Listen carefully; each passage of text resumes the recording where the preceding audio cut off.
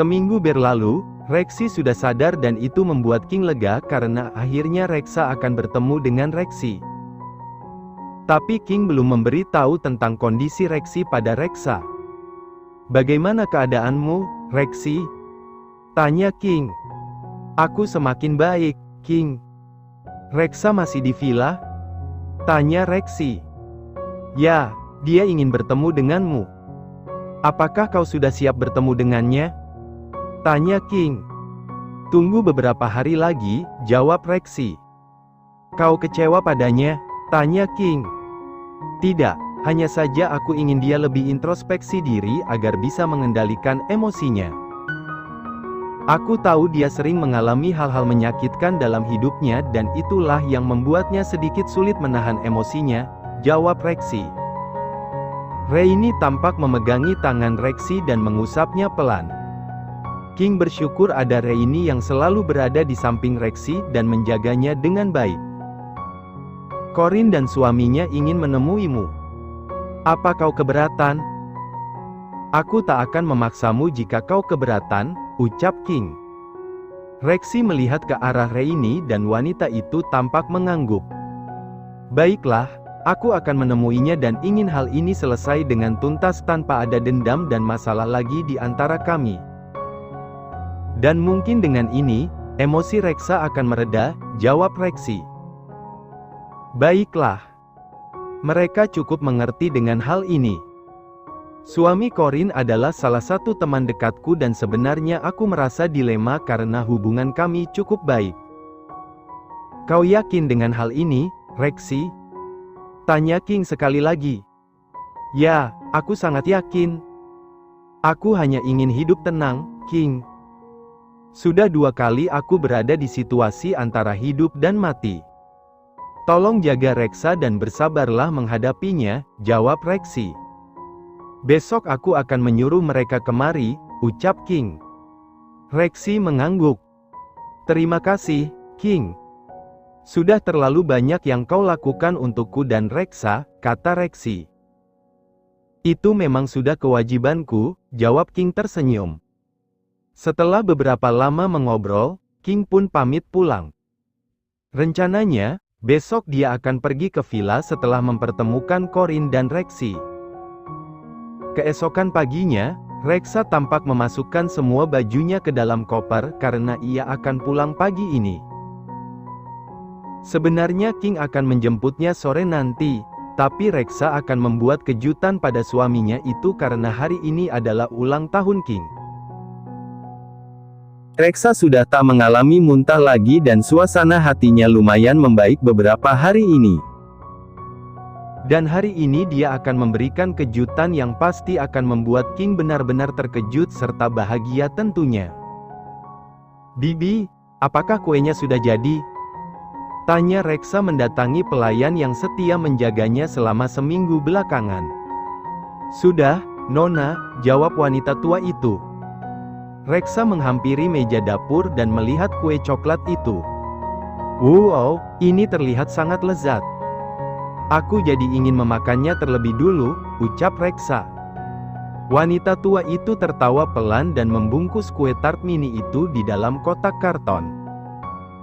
"Terima kasih, Bi," ucap Reksa dan mencium kedua pipi wanita tambun itu. "Hati-hati di jalan, Nyonya," ucapnya.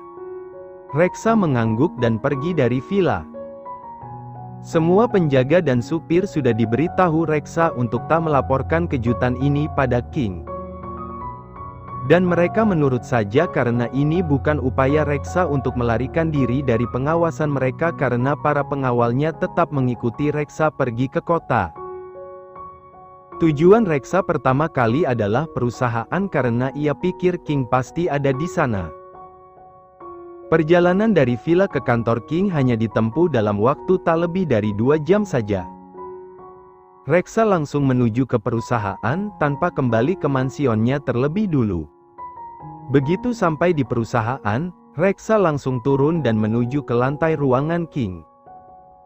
"Maaf, Nyonya," panggil resepsionis ketika melihat Reksa akan masuk ke arah lift.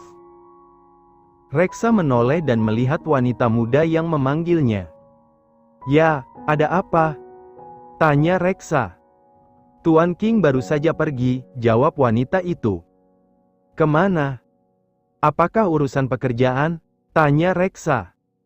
Tuan King pergi bersama Tuan Maxwell dan istrinya, jawabnya lagi. Reksa diam terpaku mendengar hal itu. Raut wajahnya berubah ketika mendengar nama Maxwell disebut. Kemana mereka pergi? Tanya Reksa. Aku tidak tahu, Nyonya, jawab wanita muda itu. Lalu Reksa menarik tangan wanita muda itu masuk ke dalam lift. Siapa namamu? Tanya Reksa. Namaku Jolene, jawab wanita muda itu. Kau mau membantuku? Tanya Reksa dan menatap lekat mata Jolene. Tentu saja, Nyonya, jawab Jolene yakin karena dia merasa senang istri bosnya meminta bantuannya. Begini, cari tahu kemana suamiku pergi bersama Maxwell. Kau bisa. Hari ini suamiku ulang tahun dan aku ingin membuat kejutan padanya, kata Reksa dengan senyum cantiknya. Tentu saja, aku akan mencari tahu tentang hal itu. Nanti aku akan memberitahu Nyonya, sahut Jolene. Baiklah, aku akan menunggu di ruangan suamiku, ucap Reksa tersenyum. Jolene mengangguk semangat. Terima kasih, Jolene, sahut Reksa. Tak lama kemudian Reksa dan Jolene keluar dari lift. Reksa masuk ke dalam ruangan King, sedangkan Jolene menuju ke ruangan staf untuk mencari tahu tentang kepergian bosnya. Reksa menaruh kue tartnya di atas meja kerja King. Reksa duduk di kursi kebesaran King dan tatapannya menerawang ke arah jendela kaca raksasa yang ada di sepanjang dinding.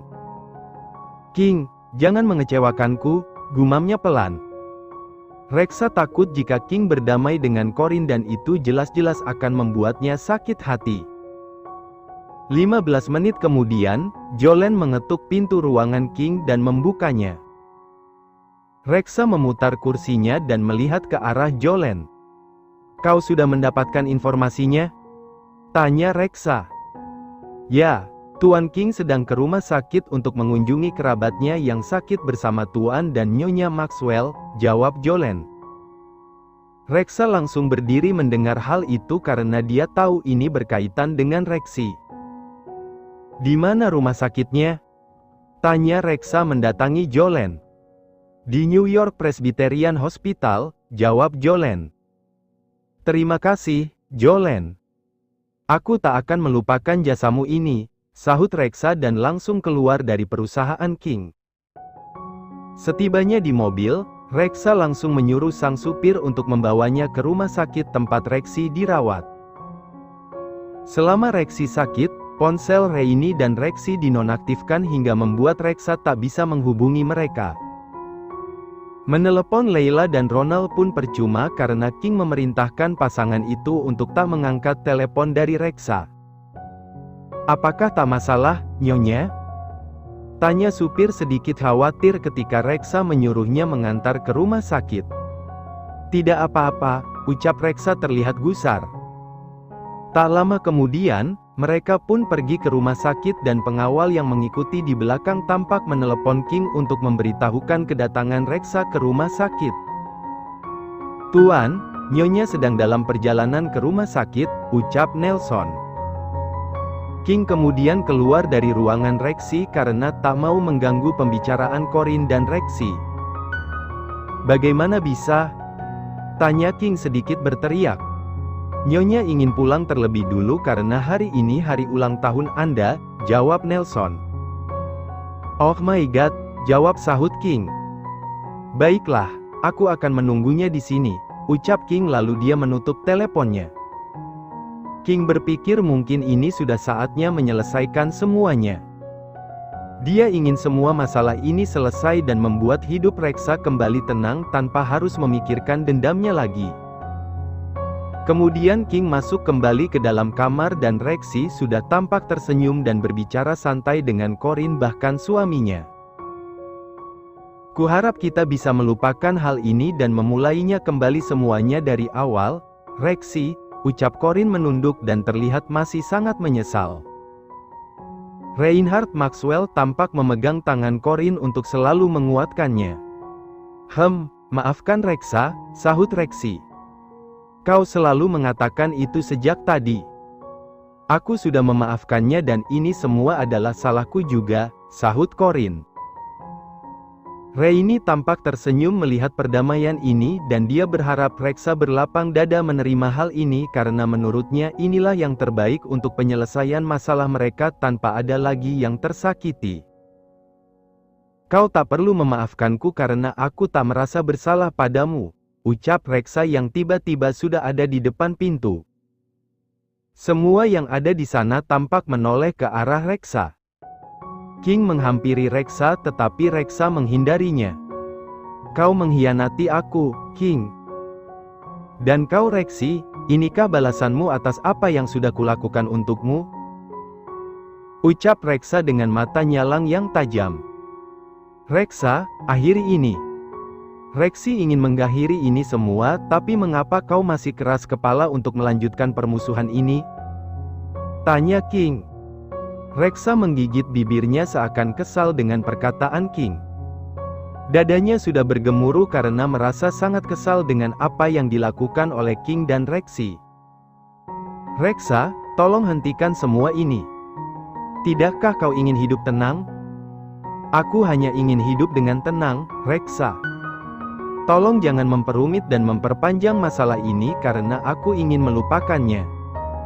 Aku yang mengalami ini dan aku yang berhak menghakiminya, bukan kau, jawab Rexy. Reksa menautkan alisnya karena merasa kecewa dengan perkataan Rexy. Kau tahu apa yang sudah kulakukan untuk mencarimu, Rexy? Kau tahu? Teriak Reksa kesal dan penuh emosi. King menarik tangan Reksa dan tak ingin Reksa membuat keributan di rumah sakit ini apalagi kondisi kesehatan Rexy baru saja membaik. Reksa menepis tangan King dengan keras hingga membuat tubuhnya terdorong ke arah pintu. Don't touch me! Teriak Reksa. Kita di rumah sakit. Tolong jangan membuat keributan, ucap King berusaha tenang. Reksa mulai terisak karena merasakan sakit yang teramat sangat di hatinya. Baiklah, aku pergi dan jangan mencariku. Kau ingin tenang, Rexy? Baiklah, aku akan pergi dari hidupmu, sahut Reksa dan keluar dari kamar Rexy. King mengejar Reksa dan memegang tangannya dengan erat. Reksa lelah berdebat dan memilih diam. Dia sadar tak akan bisa lari dari King meskipun sebenarnya sekarang ia ingin menghilang saja. King membawa Reksa kembali ke mobil dan mereka pulang ke mansion. Tak ada pembicaraan apapun. Reksa begitu kecewa dengan semuanya dan dia merasa sendirian tanpa ada yang mengerti dirinya sama sekali. Lalu apa yang kau inginkan? Kau ingin aku membunuhnya agar kau puas? Ucap King akhirnya ketika mereka sudah tiba di mansion. Reksa tak mendengarkan King dan memilih menuju ke kamar. King mengikuti Reksa masuk ke dalam kamar. Reksa naik ke ranjang dan menutup seluruh tubuhnya dengan selimut. Jangan mendekat padaku, ucap Reksa dari balik selimut. Dia tak peduli meskipun King menganggapnya kekanakan atau apapun. King menghampiri Reksa dan memegang tangannya. Sudah kubilang jangan menyentuhku. Teriak Reksa dan menutup wajahnya dengan bantal. Bisakah kita bicarakan ini baik-baik? Tanya King dengan nada tenang. Tidak, jawab Reksa. Baiklah, aku akan memberimu waktu untuk membicarakan hal ini. Tapi yang pasti kau tak akan bisa pergi dariku apapun yang terjadi, ucap King. Reksa tak menjawab dan hanya diam. King kemudian keluar dari kamar dan membiarkan Reksa tenang terlebih dulu sebelum nanti mereka bicara kembali. King memutuskan untuk kembali ke perusahaan dan menelepon Rainy serta mengatakan bahwa Reksa baik-baik saja bersamanya. Jaga dia dan jangan sampai keluar dari mansion, ucap King pada penjaga dan kepala pelayan di mansion itu. King menuju ke perusahaan dengan hati gusar, tapi dia harus tetap pergi ke sana karena Damin sang Dedi menyuruhnya hadir dalam penandatanganan tender kerjasama dengan perusahaan dari Jepang. King langsung menuju ke ruang meeting agar urusannya cepat selesai. 1 jam lamanya dia dan rekan bisnisnya melakukan meeting hingga kesepakatan tender pun telah selesai. Setelah itu, King akan langsung pulang karena ingin menemani Reksa yang masih dalam mode marah padanya. Tuan Romanov, panggil sekretaris King ketika pria itu sudah hampir masuk ke lift. Ada apa? Tanya King menoleh. Sekretarisnya tampak membawa sebuah kotak karton yang ada di dalam tas plastik transparan. Tadi Nyonya Reksa kemari dan meninggalkan bungkusan ini. Oh ya, selamat ulang tahun, Tuan, kata sang sekretaris.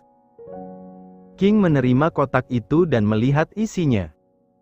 Dia melihat kue tart berukuran mini yang di atasnya tertulis sebuah pesan singkat dari sang istri. I love you.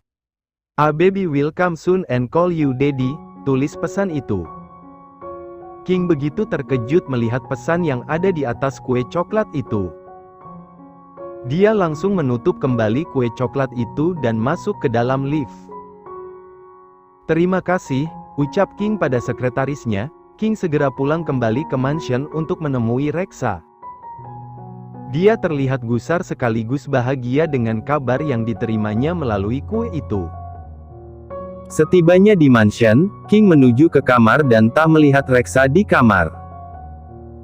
Tiba-tiba King panik dan mencari Reksa di kamar mandi, tapi juga tak menemukannya di sana. King keluar dari kamar dan mencari di semua ruangan. Di mana istriku? Tanya King pada pelayan. Nyonya kembali ke villa, Tuan. Tadi para penjaga dalam posisi serba salah karena Nyonya mengancam akan menyakiti dirinya sendiri jika tak dituruti kemauannya, jawab pelayan itu. Baiklah, terima kasih, jawab King dan segera menuju mobilnya. King mengendarai mobilnya dengan kecepatan tinggi menuju villa. King menelepon pengawal Reksa. Kalian sudah sampai villa? Tanya King. Ya, Tuan. Nyonya sudah berada di dalam villa. Tadi kami menghubungi Tuan tapi tak tersambung, jawab Nelson. Oh my god, jawab sahut King. Baiklah, jaga jangan sampai dia keluar dari area villa, ucap King. Di tempat lain Reksi sedang mengkhawatirkan Reksa. Bagaimana Reksa, Rain? Tanya Reksi yang sebenarnya cukup khawatir juga dengan keadaan Reksa. Tuan King menjaganya. Kau tenang saja, oke? Sahut Raini. Aku khawatir padanya. Apakah dia kecewa padaku? Tanya Reksi. Kau hanya ingin kebaikan bagi semuanya. Yakinlah, bahwa Reksa nanti akan mengerti dengan hal ini. Tak selamanya perlakuan buruk kita balas dengan buruk juga, kan? Ucap Raini bijaksana. Tang Yu, kau selalu menguatkanku, jawab Reksi. Raini mengangguk dan tersenyum.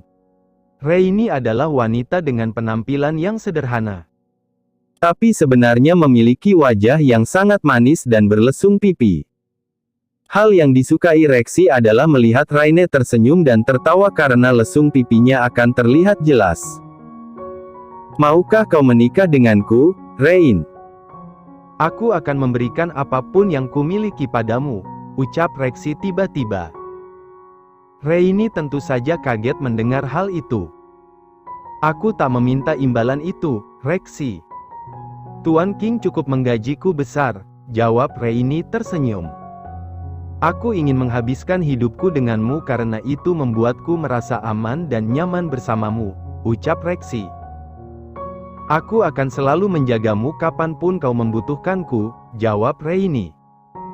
Tapi aku ingin kau menjadi milikku karena tak akan ada yang mengambilmu dariku, ucap Reksi. Raini mendekati Reksi dan memegang tangannya. Ya, kau rasakan sekarang hanya sementara.